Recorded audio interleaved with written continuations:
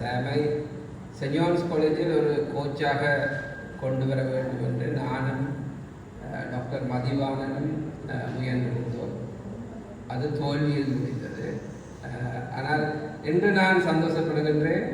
Send ஜான்ஸுக்கு சென்றிருந்தால் அந்த பாடசாலை மட்டும் பயன் பெற்றிருக்கும். ஆனால் இன்று அது பாடசாலையை தாண்டி இந்த சமூகத்தை நாங்கள் விளையாட்டு வீரர்கள் கனவு காணும் வேறு எங்கள்கிட்ட கனவு தான்.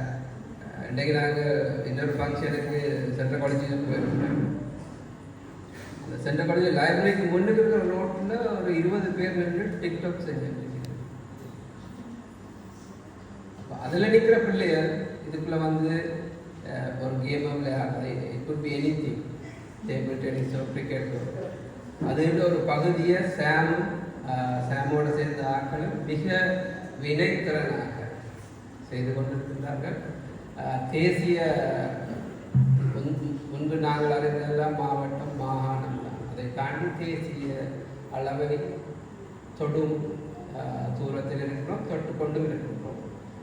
அதில் இது மிகச்சிறப்பானது வெட்டரன்ஸ். சாம் என்னிடம் கேட்கும்போது 40 வயதுக்கு பிறகு ஏன் விளையாட வேண்டும் என்று நீங்கள் கதைக்கணும் என்று கேட்டார். First of all, I congratulate After Workers Teaching Association to achieve this unbelievable achievement. We are so proud of you.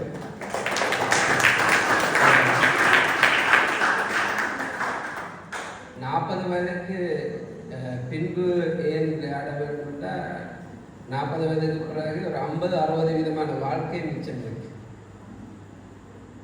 வடிவாக சொல்லுவேன், இந்த ஆரம்பம் நல்லா இருக்கிறதுக்கு ஃபினிஷிங் சரியில்லையே.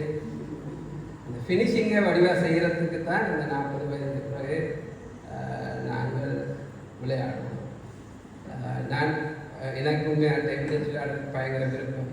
நான் ஃபாரின் ட்ரைனிங் இருக்கிற டேபிள் டென்னிஸ் டேபிளையே வாங்கி கப்பலில் போட்டு கொண்டு வீட்டை வச்சுருக்கேன். ஆனால் கிரிக்கெட் எனக்கு ஒவ்வொரு கிழமையும் ஒரு மேட்ச் 2 மேட்ச் இருக்கிறபடிய ரியலி மிஸ் டேபிள் டென்னிஸ் தான் நான் சொல்லுவேன். And miss the companionship of these lovely people. செந்திலெல்லாம் இதுக்கு 25-30 வருஷத்துக்கு முதலே தெரியும். சின்ன பிடிக்கினா YMCA கதிகள் இருக்கிறேன். அப்படி நான் கிரிக்கெட்டையே நான் சர்ஜனா வரைக்க விடுவோம் தான் நான் யோசிச்சேன். நான் எல்லாரையும் மேலே வருது. அப்போ யூகேக்கு போயிருக்க ஒரு டீமில் என்ன விளையாட கூப்பிடுச்சேன் கிரிக்கெட். அப்போ நான் அந்த டீமுக்கு போய் நான் கிட்டத்தட்ட 300 மைல் ட்ராவல் பண்ணி போகணும். அப்படியே காலாக போயாச்சு. அப்போ உள்ளுக்கு போயிருக்க நான் லேட்டாக கொஞ்சம் டாஸ் பண்ணி எங்கள் டீமுக்கு பேட்டிங். எங்கள் டீமில் ஒரு 60 வயது ஆள் பேக் பண்ணி ஷேடோ ப்ராக்டிஸ் ஷார்ட்ஸ் எடுத்துதான் இருக்கேன். நான் என்னை கூப்பிட்டா துஷாரான்னு சொல்லி என்னோட கிரிக்கெட் வேணும். அப்போ அவர்கிட்ட அவர் தான் என்னோட வண்டவன் பேட்ஸ்மேன். அப்போ எனக்கு கோபமாக போச்சு. அது இப்படி ஒரு டீமில் விளையாடுறதுக்கு என்ன கூட்டிகிட்டு வந்தீங்க. அப்போ அங்கே 50 ஓவர் 60 ஓவர் மேட்ச். சில மேட்ச் 50 நடக்கும், சில மேட்ச் 60 நடக்கும். அந்த 60 ஓவர் அந்த சீசனில் நீங்கள் நம்ப மாட்டீங்க, அவர் 3 ஹாஃப் செஞ்சுரி அடித்தார். பந்து போட்ட off spinner right. Doctor Muralitharan தான் 2 பேர். பந்து போல் ஒரு போட்டன் போல் கேட்ச் பிடிச்சார், டைவ் பண்ணி பிடிச்சார். நான் இந்த வாழ்க்கையிலே நான் கடந்த ஒரு 40 வருஷமாக கிரிக்கெட் விளையாடிக்கொண்டு ஒரு 4 தரம் தான் நான் டைவ் பண்ணியிருப்பேன். அவர்கிட்ட விளையாட்டை கண்டுட்டு நான் யோசிச்சேன், விளையாட்டை நிப்பாட்டுறேன். அப்போ 40 வயதுக்கு அப்புறம் ஏன் நாங்கள் கிரிக்கெட் விளையாடணும்னா, ஒன்று எங்களோட உடம்பு தேர்வு, எங்களோட எலும்புகள் இருந்துட்டு பலம் இல்லாமல் போகும். ஆனால் எங்களோட தசைகளை எங்களால் பலமாக வச்சிருக்க முடியும். அந்த தசைகளை பலமாக வச்சிருக்கிறதுக்கு எங்களோட உடம்பு செயற்படணும். அந்த செயற்பாட்டை நாங்கள் எப்போ வரையும் செய்யலாம். எங்கள் வீட்டில் 90 வயதில் ஒரு ஆன்டியூரால் வந்து அவன் காணியங்களை வீட்டுக்கு இருக்கு. அவள் விடிய ஒரு 1.5 கிலோமீட்டர், பின்னேறம் ஒரு 1.5 கிலோமீட்டர் நடக்கும். ஏன்னா நடக்காட்டி கால் ஸ்டிஃபாக போயிடும். அவள் கடைசியாக சாகும் வரை எம்புல தன் வேலையை பார்த்து 95 6 வயதில் செலுத்துவா. அப்போ எங்கள்கிட்ட எலும்பு எங்களால் கணக்கை கண்ட்ரோல் பண்ணிக்கலாம், ஆனால் எங்கள்கிட்ட மசிலை எங்களால் கண்ட்ரோல் பண்ண முடியும்.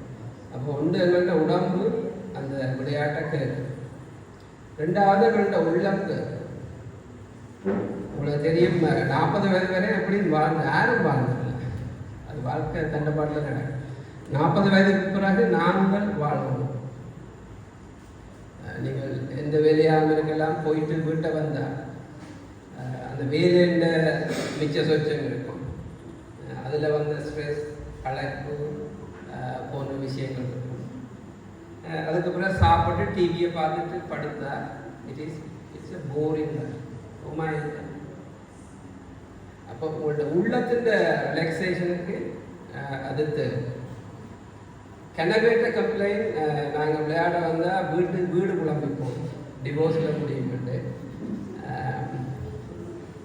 ஆனால் அதில் கூட உண்மை இல்லைன்னா எங்களோட வீடும் அதை கேட்க தொடங்கும். அப்படின்னா நீங்கள் நேர வேலையால் வீட்டை போய் இதுகளை செய்கிறத விட நீங்கள் 1 மணித்தியாலமோ 2 மணித்தியாலமோ விளையாடிட்டு நீங்கள் வீட்டை போனீங்கன்னா உங்களோட எனர்ஜி இன்னொரு லெவலில் இருக்கு.